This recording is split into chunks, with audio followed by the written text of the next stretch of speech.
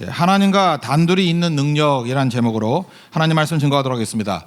사람들은 시간이 지나면은 변질될 가능성이 아주 크다라는 것입니다. 그래서 정신을 잃어버리고 형식만 남게 되고 본질을 잃어버리고 껍데기만 남을 가능성이 아주 크다라는 것입니다. 그래서 처음엔 좋았던 것들이 나중에 힘이 되지 아니하고 짐이 될 때가 많이 있다라는 것입니다. 오늘 1절부터 11절까지는 안식의 문제를 다루면서 이 본질과 정신의 중요성을 말하고 있습니다. 우리가 시간이 지나서 변질되지 않는 길이 뭐냐? 정신이 무엇인지 본질이 무엇인지를 꼭 붙들어야 된다는 것입니다. 원래 안식일을 주신 목적이 무엇입니까? 애굽의 노예되었던 이스라엘 백성들에게 자유를 주는 겁니다. 노예에게는 주임이 없습니다. 그래서 안식할 수 있다는 건 무슨 얘기냐? 이제 노예가 아니다. 종에서 해방되었다. 그런 얘기입니다. 그런데 하나님께서 이렇게 축복으로 주신 것조차도 누리지 못한다는 건 뭐예요? 다시 종노릇한다. 노예로 돌아간다. 뭐 그런 얘기입니다. 그래서 안식일의 목적은 우리 사람을 위한 거예요. 그래서 마가복음 2장 27절에 똑같은 이제 안식일 메시지 가운데 예수님이 이렇게 말씀하십니다. 안식일이 사람을 위하여 있는 것이요 사람이 안식일을 위하여 있는 것이 아니다. 그러니까 안식일의 목적은 사람을 위해서 있는 것이지 안식일 때문에 사람이 짐이 되고 눌려버리는 것은 올바른 길이 아니라는 것입니다. 그러므로 우리가 지금 알고 있는 많은 지식들이 있지 않습니까? 진리들이 있지 않습니까? 이것이 시간이 지나면서 힘이 되지 아니하고 잠깐만 짐이 된다 그러면은 다시 한번 되물어야 됩니다. 이게 정신을 놓치고 있는 건 아닌가? 본질을 놓치고 있는 건 아닌가? 이게 정신과 본질을 지키고 있다 그러면 힘이 되지 절대로 짐이 되지 않는다라는 것입니다. 우리 바리새인들은 잘 믿겠다고 하면서 규례를 만들었는데 뭐 여러 가지 규례가 있습니다. 그중에 제일 컴팩트한 게 39가지 규례예요. 그래서 오늘 우리 교회 전체 카톡방에도 제가 39가지 다 올렸는데 되게 웃기는 내용들이 많습니다. 성경에 있지도 않은 얘기들이 막 쭉 나온다는 거예요. 오늘 이 본문하고 연관이 있는 게 뭐냐? 안식일에는 씨 뿌리지 말고 거두지 말 것. 그리고 곡식을 까불지 말라. 까부는 게 뭐죠? 이렇게 뭐 타작하는 것 같아요. 이거 하지 말라. 이거 바리새인들이 만든 규례예요. 또 그다음에 안식일은 털 깎지 말고 빨래하지 말라. 면도하지 말라는 겁니다. 근데 뭐 어차피 걔네들 면도도 잘 안 하잖아. 이게 기르고 그죠? 빨래하지 말라. 또 그다음에 끈을 만드는데 한 끈은 돼요. 두 끈 만들지 말라. 두 실 짜지 말라. 이게 뭐 하자는 건지 모르겠어요. 그리고 더 웃긴 게 뭐냐? 글자인데요. 두 글자 쓰면 안 돼요. 그래서 전병국 쓰면 안 되고 전만 써야 돼요. 이렇게 두 글자 이상 쓰면 안 되고 그다음에 두 글자 쓰기 위해서 한 글자를 지우지도 말라. 이게 무슨 소리인지 모르겠어요. 불 끄지 말라. 또 불 켜지 말라. 그래서 지금도 이스라엘의 그 전통적인 데 가보면요. 안식일에는 모든 엘리베이터가 몇 층 쓴답니다. 그렇게 작동을 해놨대요. 그러니까 누르면 안 되기 때문에 그 엘리베이터 버튼도 누르면 안 되는 그런 모습으로 살아간다는 것입니다. 그러니까 답답한 거죠. 이게 성경에 있는 얘기예요? 없는 얘기예요? 바리새인들이 만든 율례들. 이게 39가지가 이 정도지 100가지 넘는 것도 있어요. 그러니까 이 39가지만 해도 읽는 순간에 숨이 턱턱 막히더라고요. 이게 무슨 사람을 위한 안식이야? 이거는 완전히 짐이고 아무것도 아니다. 이런 생각을 하게 된다라는 것입니다. 그래서 예수님께서는 일부러 이걸 깨버리는 거예요. 이게 틀렸다고. 그래서 앞부분에서는 두나 하지 말라는 거 하는 것을 통해서 깨버리고 그다음에 뒷부분에서는 적극적으로 오른손 마른 사람을 갖다가 고쳐주는 걸 통해서 적극적으로 안식일은 이런 일을 하는 거지 하지 말라는 것에 매달리는 것은 어리석은 일이다 이렇게 말씀하고 있다라는 것입니다. 예수님이 제자들과 함께 밀밭을 지나가는데 배가 고팠던 것 같아요. 그래서 거기 뜯어가지고 손으로 비벼가지고 먹었습니다. 그랬더니 안식일 어겼다고 막 비난하기 시작합니다. 그때 이스라엘 백성들이 그렇게 존경에 맞지 않는 사람이 누구죠? 다윗이죠. 다윗도 사무엘상 같은데 봐라. 도망치다가 그 제사장에게 들어가서 먹을 거 없냐 그랬더니 뭐 진설병이 있다 그러니까 제사장만 먹는 진설병 먹지 않았느냐. 거기서 이제 골리앗 칼 갖고 나올 때 얘기해요. 그러지 않았느냐. 근데 너희들 지금 무슨 소리 하는 거냐? 뭐 이런 얘기입니다. 우리 3절과 4절만 5절까지 한번 읽겠습니다. 시작. 예수께서 대답하여 이르시되 다윗이 자기 및 자기와 함께한 자들이 시장할 때 한 일을 읽지 못하였느냐? 그가 하나님의 전에 들어가서 다만 제사장 외에는 먹어서는 안 되는 진설병을 먹고 함께한 자들에게도 주지 아니하였느냐? 또 이르시되 인자는 안식일의 주인이라 하시더라. 그래 내가 주인인데 내가 하는 거에 대해서 왜 시비 걸어? 이거 제정한 하나님인데 뭐 이런 접근이겠죠. 그래서 두 번째 나오는 건 뭐냐면 이제 하지 말라는 걸 깨버리는 거예요. 그래서 이게 엉터리 같은 소리 하지 말라. 그리고 적극적으로 두낫을 얘기했고 이제 하라는 걸 이야기했다는 것입니다. 또 다른 안식이라 그랬어요. 오른편 손 마른 사람이래요. 그러니까 얼마나 불쌍합니까? 손이 말라가지고 못 쓰니까 이거 얼마나 불쌍하겠어요. 그러면 안식일에 회복시켜주고 또 고쳐주면 얼마나 기쁘겠습니까? 근데 이 자들은 이제 이런 거에 대해서 관심도 없고 기뻐하지도 아니하고 고발할 증거를 찾으려고 엿봤다라고 얘기를 합니다. 그죠? 그래서 예수님께서 그들의 생각을 아시고 일부러 사람들 앞에 다 모이게 만든 다음에 보란 듯이죠. 보란 듯이. 그리고 예수님이 묻잖아요. 뭐라고 묻습니까? 안식일에 선을 행하는 것과 악을 행하는 것. 뭘 해야 돼? 당연히 선이죠. 그 다음에 사람을 살리는 것과 생명을 살리는 것과 죽이는 것 뭘 해야 돼? 생명을 살리는 거죠. 그래서 대답 안 해요. 그러니까 기분 나쁘다는 거죠. 침묵 속에 거부감, 저항하고 있다라는 것입니다. 그때 예수님께서 손 내밀라 그러고 치유해 주셨죠. 그러니까 무슨 얘기입니까? 안식일은 뭐 안 하고 누구 고발하고 누구 약점 잡고 하는 것이 아니라 적극적으로 선을 행하고 적극적으로 생명을 살리를 행해야 된다는 것입니다. 이게 안식일이라는 거예요. 안식일은 생명으로 충만해져야지 누구 고발할 증거 찾으려고 가재미는 떠가지고 이렇게 공격하려고 그러는 것은 틀린 거라는 거예요. 이게 본질이고 이게 정신이라는 것입니다. 6절부터 11절까지 읽겠습니다. 시작.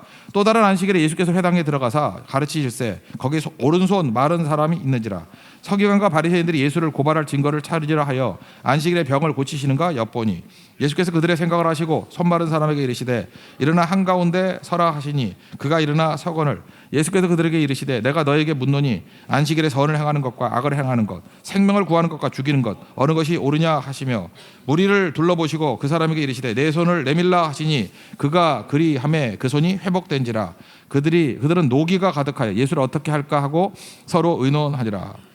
그러니까 적극적으로 생명 살리고 선을 행하는 거 이게 옳은 거다. 그런데 그들은 녹이 충만했고 또 하나 어떻게 할까? 다른 성경을 보니까 죽일까 의논했다 얘기했다는 것입니다. 이게 죽일 일이에요? 여기 관심사가 뭡니까? 오른편 손 마른 사람이 어떻게 낫는지 하는 감격이 있어야 될 것인데 이거 지금 안식일 지켰냐 안 지켰냐를 가지고 예수님 죽일 국리하고 있다라는 거예요. 이런 엉터리가 어디냐는 거예요. 종교가 타락하면 이렇게 돼버린다는 것입니다. 맨날 남 정죄하고 넘어뜨리고 모여가지고 예수님 얘기는 안 하고 그저 누구 넘어지는 얘기 가십이나 얘기하려고 그러고 그냥 누구 넘어지는 거 기대하고 바라고 이게 바리새인 아니냐는 거예요. 안식일을 이렇게 지내는 자가 어디 있느냐 하는 거죠. 그러니까 우리가 살리는 일로 나가야 돼요. 크리스찬이라 그러면 무조건이에요. 뭐 앞에 있는 말을 들으면 안 됩니다. 이게 지금 살리려고 하는 말인가 죽이려고 하는 말인가 이게 선을 추구하나 악을 추구하나 그 본질을 보는 그게 분별력이에요. 성령이 충만하면 그게 보인다라는 거예요. 오늘 성경 공부 내용이 민수기 5장이죠. 민수기 5장에 보면은 거의 그런 얘기 나오지 않습니까? 남자가 여자를 의심하는 거예요. 여자의 그 범죄함을 의심하는 거예요. 불륜을 의심하는 거예요. 그때 의심하면 안 되는 거죠. 의심의 소재라는 게 있거든요. 의심의 소재를 통해서 의심을 해소하라예요. 의심을 해소해 하나가 될 수 있잖아요. 의심을 계속 가지고 있으면 분열이 일어나잖아요. 그래서 의심을 해소하라. 근데 해소하는 방법이 뭐예요? 토기에다가 그릇에다가 그 성막 밑에 있는 티끌 그러니까 먼지 잡아다가 거기다가 집어 넣으라는 거예요. 휘휘 저어가지고 맹세하게 만든 다음에 마시게 만들라는 거예요. 그러면 죄가 없으면은 아무 일도 안 벌어지고 만약에 범죄한 죄가 있다 그러면 그 배가 볼록 튀어나오고 다리가 말라서 죽게 될 것이다. 그런 얘기예요. 그럼 여기 한번 물어보겠습니다. 여러분 이렇게 맹물에다가 이게 먼지 좀 집어넣고 타서 저어서 마시면 죽습니까? 안 죽습니까? 더럽긴 더러워. 뭐 더러워 죽겠다 그런 사람 빼놓고 죽어요 안 죽어요? 주로 안 죽지요. 그러니까 안 죽어요. 거기 죽는 게 기적이에요. 그러니까 이렇게 제도를 만든 하나님의 목적이 무엇입니까? 의심을 해소하는 쪽으로 가는 거예요. 그리고 하나님이 도저히 용서를 못하겠다 그러면 하나님이 직접 개입하셔가지고 죽여버리겠죠. 맹물에다가 먼지 탔는데도 불구하고 죽을 수 있는 거죠. 죽는 게 기적이죠. 그러니까 목적은 뭐예요? 하나님이 심판하지 않는 한 의심을 해소하고 용서해 주는 쪽으로 가라. 이게 율법 정신이에요. 정신 그걸 깨달아야죠. 그러니까 우리가 모든 일을 할 때도 마찬가지죠. 이런 율법 정신을 가지고 나가야 된다는 것입니다. 근데 악한 자들은 어떻게 하죠? 토기에다가 이 그릇에다가 독약을 집어넣어요. 독약을. 그리고 네가 깨끗하다 그러면 이 독약을 먹고도 죽지 않을 것이고 만약에 그 죄를 졌다 그러면 죽을 거다. 그러면 독약을 탄 물을 마시면 죽을 가능성이 커요? 안 죽을 가능성이 커요? 죽지요. 이거 사는 게 기적이죠. 근데 똑같은 얘기도 이걸 마시면은 그저 결백과 죄악이 판결은 날 것이다 할 때 그걸 어떻게 디자인하느냐? 그냥 살 수 있게 만들고 죽는 게 기적이 이것으로 디자인하는 사람은 선한 사람이고 그건 생명을 살리는 길이고 예수님 항상 살리는 쪽으로 나갔잖아요. 그런데 똑같은 것 같이 보이지만 곰곰이 생각해 보라고요. 저 사람 말대로 하면은 사는 게 기적인 게 있어요. 주로 죽게 돼 있고 그거 함정이라 그러죠. 그걸 모함이라 그러죠. 그런 식으로 접근하면 안 된다는 거예요. 그래서 교회 안에도 보면은 믿음의 이름으로 하면서 결국은 독약 타놓고 결백하면 산다 그런 식의 접근을 하는 때가 많아요. 그때는 어떻게 하면 되죠? 너부터 마셔 그러면 되죠.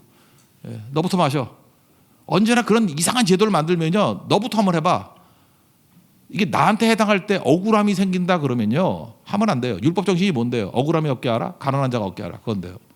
그 정신을 놓치면은 정신 나간 사람 되는 거예요. 정신을 놓치면 정신 나간 사람 되는 거예요. 본질을 놓치면 비본질의 인간이 돼버릴 수밖에 없다는 것입니다. 예수님이 그 얘기를 하고 있는 거죠. 그래서 율법 정신이 뭔지를 알고 그걸 우리 일생생활 속에서 이렇게 뿌리를 내리게 되면 굉장히 많은 유익이 있다라니까요. 또 우리 민수기 5장에서 나왔던 비슷한 문제가 또 뭐가 있냐면 그 속죄제에 관한 얘기예요. 우리가 이렇게 살다 보면 잘못을 저질 때가 있지 않습니까? 속건제. 속건제를 드리라는 거예요. 트레스패스라는 그 법이거든요. 속건제. 이렇게 범죄했을 때 어떻게 돈으로 갚으라는 거예요. 그게 속건제예요. 그럼 우린 그러죠. 무슨 크리스찬들이 치사하게 잠깐 돈 문제 갖고 그러느냐. 그 돈을 안 갚으면 뭘 할 거예요? 때려 죽일 거예요? 원래 그 법 중에서 동형보호법이라는 게 있잖아요. 이에는 이, 눈에는 눈. 어떻게 실수해가지고 이빨을 하나 부러뜨렸어요. 그럼 여러분들 내 입 뽑아. 그게 좋겠어요? 그렇잖아요. 우리가 자동차 운전하다가 사고를 냈어. 탁 해서 다리가 부러졌어. 그러면 너도 거기 서 있어. 내가 박을게. 그래서 다리를 부러뜨리면 좋겠냐고요. 그러면 그 똑같이 어떻게 다리를 부러뜨려요? 어떻게 더 세게 나가서 다리 2개 부러뜨리면 너도 다시 서. 또 다시 부딪히고.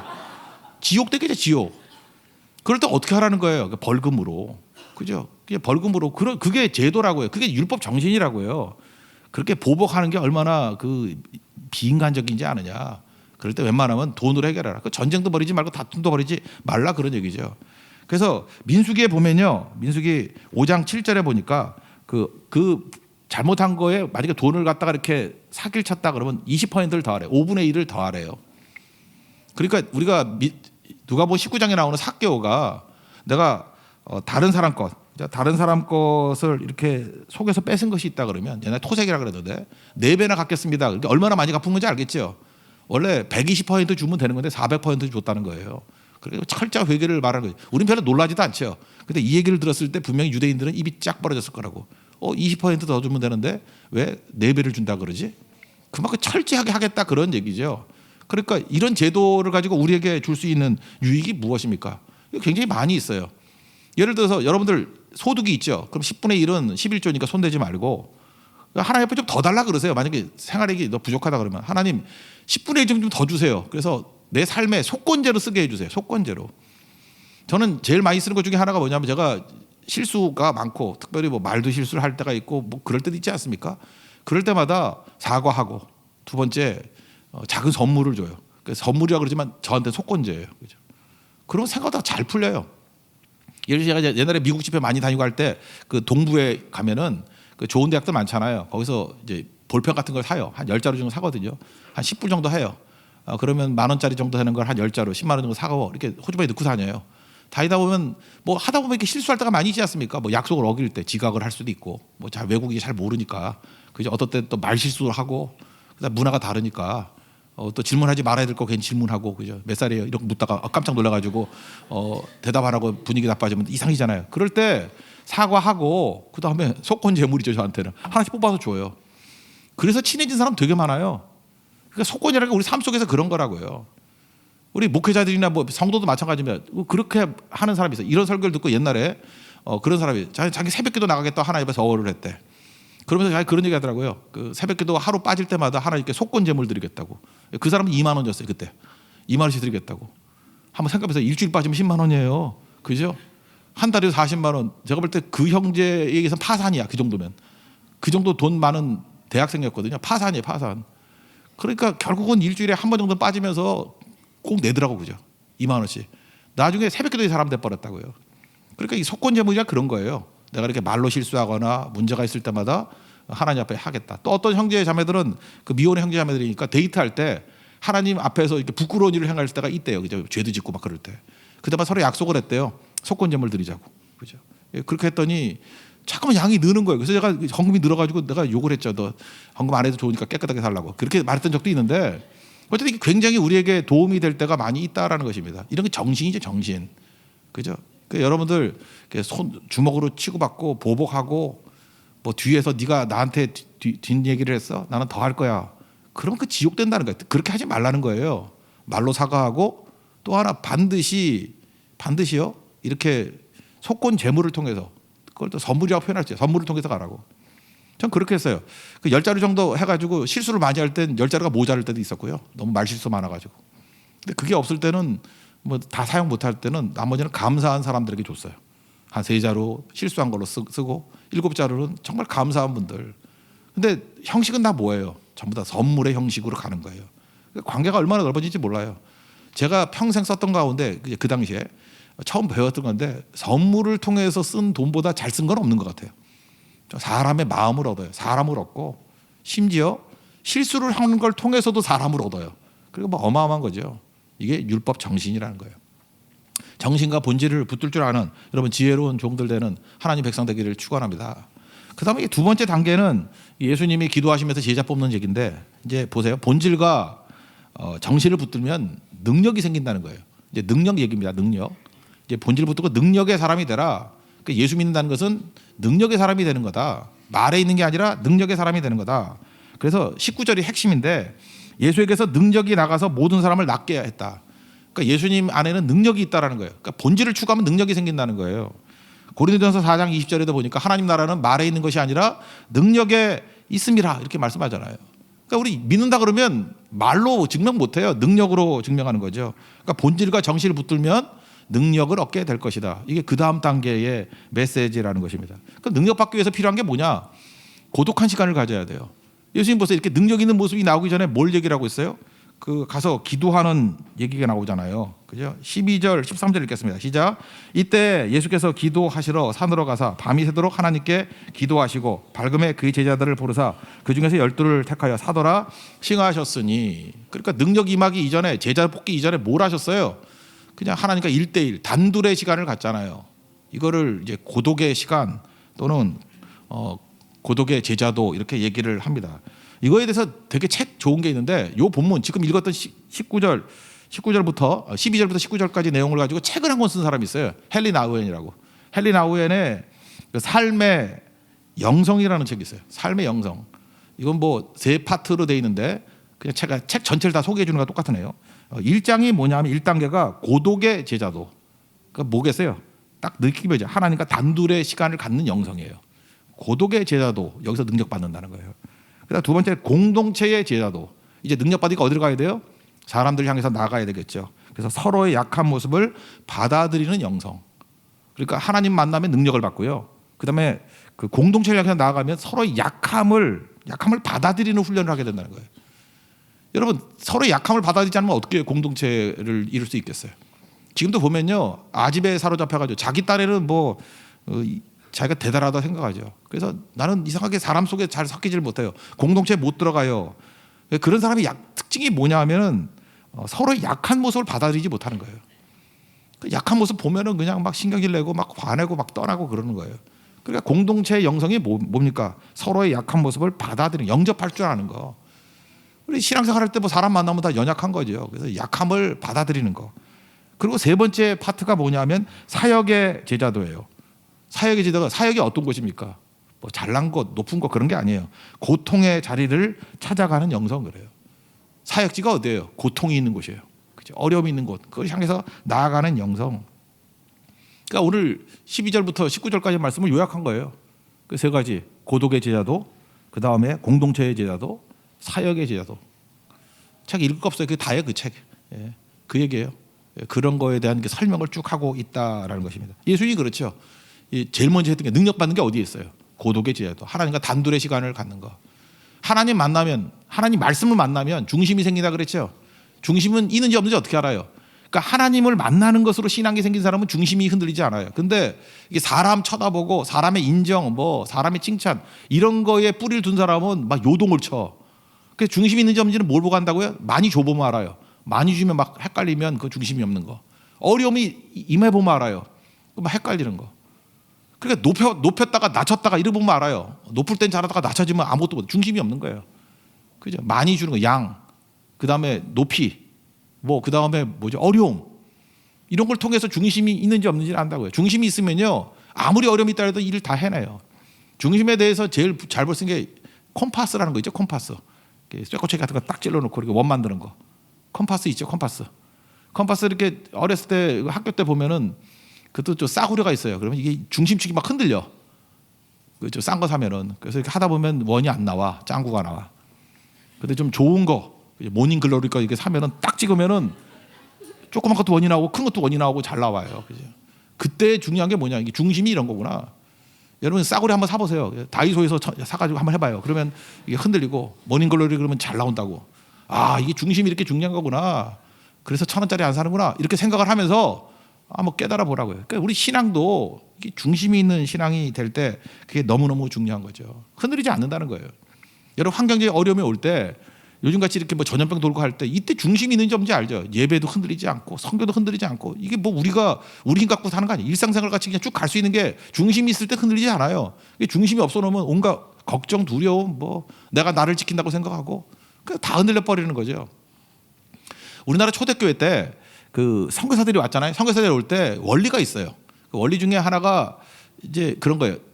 강점 가지고 일하자 그래서 여러 나라 선교사들이 왔는데 지역을 할당을 했어요. 왜냐하면 중복돼서 하지 말려고. 남의 터 위에 교회 세우지 말자고. 그래서 할당을 어떻게 했냐면은 특별히 추운 데서 많이 온 사람들 있잖아요. 추운 데서. 캐나다 장로교회에서 온 사람들은 추위를 잘 견딘다. 그래서 북쪽 함경도 쪽을 전도했어요. 그래서 함경도에서 예수 믿은 사람들은 거의 캐나다 장로교회 쪽에서 믿은 사람들이에요. 그 다음에 호주 장로교회에서는 자기들은 좀 덥잖아요. 그죠? 따뜻한 데서 왔으니까 남쪽으로 간다. 그래서 전라도 쪽으로 갔어요. 그래서 전라도 쪽에 여기 되게 성공했어요. 그래서 전라도 쪽은 예수 믿는 사람 굉장히 많아요. 호주 장로교회 쪽에서 맡은 데가 전라도 쪽이에요. 그 다음에 교회가 제일 큰 데가 미국의 북장로교회거든요. 북장로교회가 규모가 엄청 컸다고. 그래서 많이 맡겼어요. 그래서 이 평안도하고 경상도를 맡겼어요. 근데 두 개를 맡겨놨지만 실제로 경상도는 너무너무 안 믿는 거예요. 왜냐하면 유교 정신이 투철해가지고 뭐 바늘 하나 들어가지 않는 거예요. 아무리 전도해도 믿는 사람이 나오질 않는 거예요. 그래서 북장로교에 있는 많은 선교사들이 안 되는데 안 가잖아요, 잘. 그러니까 자기들도 뭐 열매도 있고 그래 기분도 좋으니까 선교사들이 다 평안도에 몰렸어요. 그래서 우리나라 수도는 서울인데 신학교는 평양에다가 신학교를 짓고 평양 신학교잖아요. 그 평양이 뭐 동방의 예루살렘 뭐 이러고 평안도는 엄청 부흥했다고 또. 그래서 경상도는 거의 버려진 땅같이 됐는데 언제 이게 변하더냐. 일제시대 때 콜레라가 크게 돌았어요. 크게 도는데 콜레라 오니까 뭐 대책이 없잖아요. 그러니까 아무도 손대지 않았는데 그때 소수의 크리스찬들이 선교사들이 그들의 장례식을 치러줬어요. 시신을 옮겨놓고. 사람들이 우리도 못하는 일들을 저들은 하네. 그래서 예수 믿는 게 달라지고 그 콜레라 사건 이후에 지금 대구에는 그 중요 교회들이 그때 다 세워진 거예요.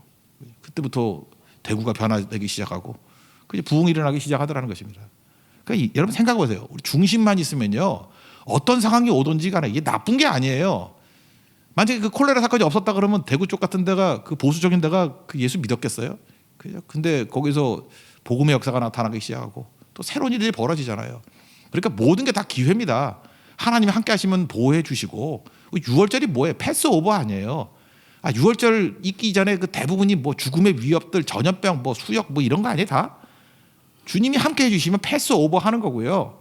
그다음에 그걸 통해서 하나님의 놀라운 뜻과 능력이 드러나게 된다라는 것입니다. 이거 붙들라고요. 이거 깨우치기 위해서 필요한 게 뭐예요? 하나님과의 1대1의 시간. 이번에도 대만 선교 갔을 때 만약에 환경이 전 그랬어요.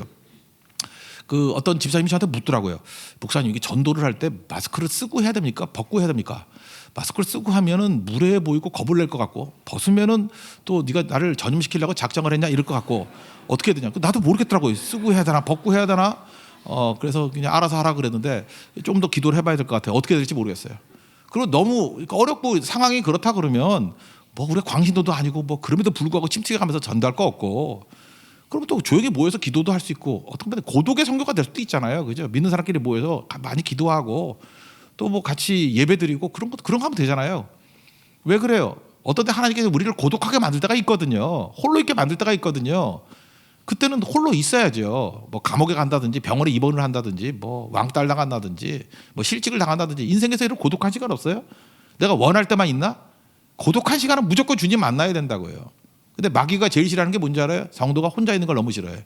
왜? 하나님 만날까 봐. 그래서 어떻게 하죠? 고독을 못하게 하러 잠깐 텔레비전 보게 만들고. 여러분 고독할 때 텔레비전 보면 안 돼요. 진짜 고독해야 돼 계속. 텔레비전 끄라고요. 뽑아버려 그거.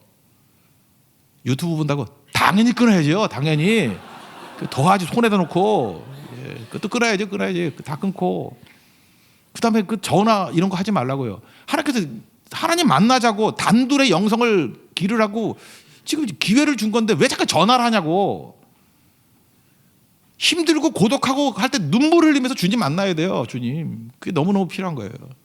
저 잠깐 일찍 깨잖아요. 일찍 깨잖아요. 옛날에 2시 반에 깨는데 요즘에 3시쯤에 깨는데 그 아침에 일찍 깨면요.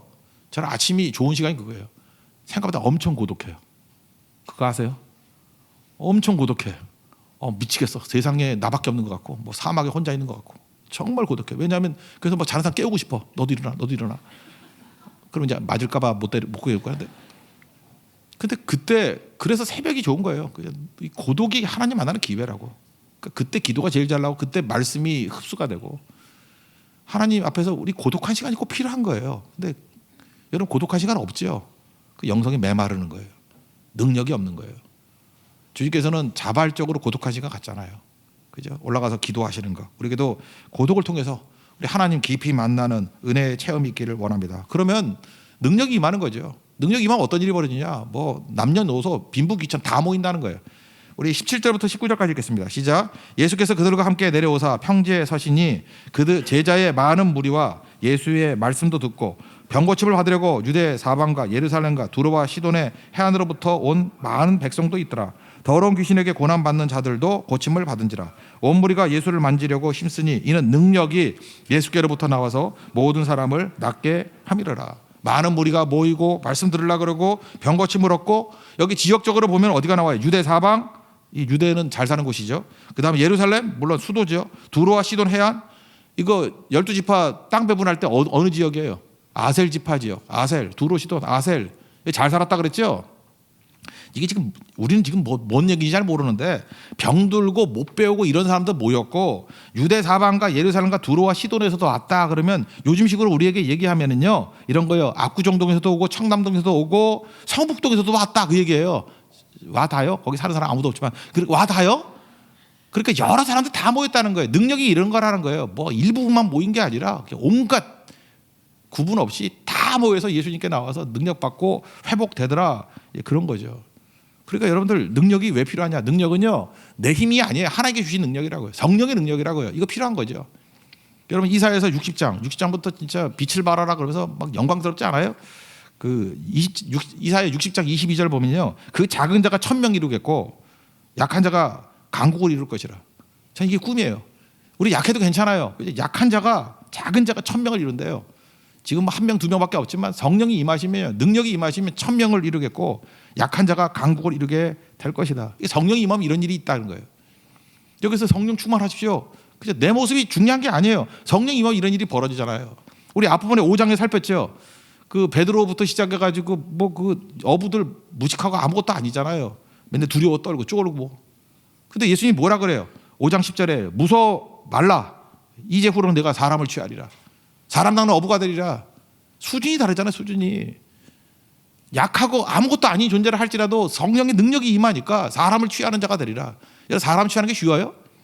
여러분 뭐 학식 있고 대단하다 해도 사람 마음 얻는 게 쉬워요? 사람을 생명을 얻어내는 게 쉽냐고요? 이게 불가능한 일이죠. 근데 베드로가 이런 얘기 하잖아요. 능력이 임하면 너 사람 취하는 자가 될 거라고. 생명을 얻는 자가 될 거라고. 우리에게 주신 말씀입니다. 부족하고 연약하고 진짜 미약하고 조건이 나빠 보이지만 그래도 우리가 가는 곳에 능력이 임하면 사람을 취하리라. 여러분 믿습니까? 그 능력 가운데 서라고요. 혹시 여러분 허전한 분 있습니까? 마음이 허전하고 답답하고 이 꼴이야 뭐 이런 사람 있죠. 창세기 보면 13장에 그 아브라함과 롯이 서로 갈라지죠. 너는 네가 우하면 나는 좌하고 좌하면 우하리라. 먼저 골라. 그러면 아브라함은 아마 그랬던 것 같아요. 그죠? 아유 삼촌이 먼저 고르시죠. 그럴 것 같은데 이 싸가지가 없어가지고 지가 먼저 좋은 거 다 얻었다고. 그러니까 이게 배신감 또 하나 그래도 조카잖아요. 정들었잖아요. 어떤 아쉬움. 허탈하겠죠. 그때에 하나님께서 능력 주시잖아요. 그때 아브라함아 나와. 그래가지고 창세기 13장 14절 보니까 뭐 동서남북 쳐다봐. 예, 쳐다보니까 보이는 땅 내가 너와 네 자손에게 다 주고 영원히 줄 거야. 그다음 뭐라 그래요? 그 롯이 지나갔던 자리에 그 말 타고가 지나갔을 때 먼지가 있을 거 아니에요. 그죠? 땅에 티끌 봐라. 먼지 보이지? 먼지 셀 수 있어 없어? 못 세요. 네 자손이 저 먼지만큼 만들어줄게. 땅에 티끌만큼 만들어줄게. 그리고 또 하나 한 번 더 얘기하면 종으로 횡으로 두루 다녀봐. 네가 한번 걸어가봐. 마치 뭐 톨스토이 얘기죠. 뭐 동서남북으로 많이 가 다 네 땅 줄게. 뭐 그런 거 똑같은 거지요. 내가 그것을 네게 다 주리라. 이게 능력이에요. 여러분, 그래서 하나님께서 고독도요, 이게 하나님이 주신 거예요. 그리고 어떤 때는 아쉬움, 허전함, 허탈함, 의기소침. 어떻게 인간이 의기소침하지 않을 수 있습니까? 그럴 때가 좋은 거예요. 그럴 때 자꾸 사람 위로받으려고 그러지 말고 하나님께 나아가라고요. 하나님께서 그때 약속을 주신다고요. 꿈을 주신다고요. 그게 우리가 누려야 될 것들이에요. 그래서 여러분들 인심이 뒤숭숭하고 뭐 상황이 안 좋을 때 그때 하나님 옆에 엎드리십시오. 능력의 사람이 되고 하나님이 생각보다 여러분들 100배 이상의 더 큰 스케일로 만드시는 계기가 된다라는 것입니다. 마지막 세 번째 얘기는 뭐냐 하면은 한 번 더 강조하는 거예요. 사람의 인정 구하지 말고 하나님의 능력 받으라. 20절부터 26절까지. 그죠? 세상 속을 살다 보면은 우리가 알게 모르게 사람을 잠깐 의식하잖아요. 그죠? 이게 마음이 하나님께 안 가 있고 맨날 사람 때문에 열받고 뭐 사람 때문에 낙심하고 이런다는 거예요. 그 사람들에게 인정받는 게 뭐예요? 부요함, 배부름, 웃음. 그 가면 쓰고 이거 하려고 다 난리치는 거 아니에요. 근데 24절에 보니까 뭐라고 되어 있냐면 너희의 위로를 이미 받았느니라. 그러니까 사람에게 인정받고 위로받으면 끝났다는 거예요. 하늘의 위로와 하나님의 능력이 없다라는 거예요. 그러니까 이렇게 살면 안 된다는 거죠. 그래서 사람의 위로 너무 받으려고 그러지 말고요. 사람의 인정 너무 받으려고 그러면 무능해져요. 그거 가짜 돼요. 바리새인 돼 버려요. 그러니까 사람의 인정 없어도 되고요. 사람의 위로 없어도 되고요. 그래야 하늘 위로 받죠. 하늘의 능력 받죠. 그래야 능히 설 수 있다라는 거예요. 24절부터 26절까지 한번 읽겠습니다. 시작. 그러나 화 있을진저 너희 부유한 자여 너희는 너희의 위로를 이미 받았도다. 화 있을진저 너희 지금 배부른 자여 너희는 주리로다. 화 있을진저 너희 지금 웃는 자여 너희가 애통하며 울리로다. 모든 사람이 너희를 칭찬하는 화가 있도다. 그들의 너희의 조상들이 거짓 선지자들에게 이와 같이 하였느니라. 그러니까 사람 잠깐만 쳐다보면 안 된다는 거예요. 능력 받았죠. 지속적인 능력을 받기 위해서 해야 될 일이 뭐냐 하면 주만 바라보는 것, 그게 필요한 거죠. 근데 우리는요, 하나님 앞에서 인정받기보다는 잠깐 사람에게 증명하고 싶은 마음이 있어요. 그 앞부분에 살폈던 예수님의 그 시험도 보세요. 뭐죠? 야, 너 돌로 떡 만들어봐. 그 왜 그러죠? 그러면 와 대단하다 그럴 거 아니에요. 기적이니까. 너 성적고에 뛰어내려봐. 와 안 다쳤네. 야 대단하다. 센세이셔널리즘 나타나고. 그 다 뭐죠? 사람에게 인정받으려니까 사람에게 증명하려고 그러는 거예요.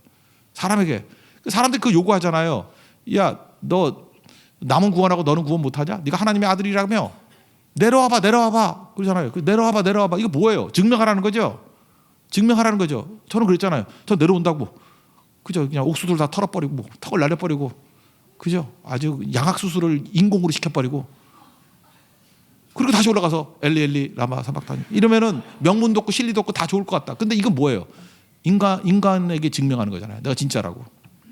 예수님 그렇게 절대 안 하셔요. 절대 안 하신다고. 그러니까 예수님이 다 이거 이기셨던 게 뭐예요? 내가 왜 사람의 증명이 필요해? 이런 거죠.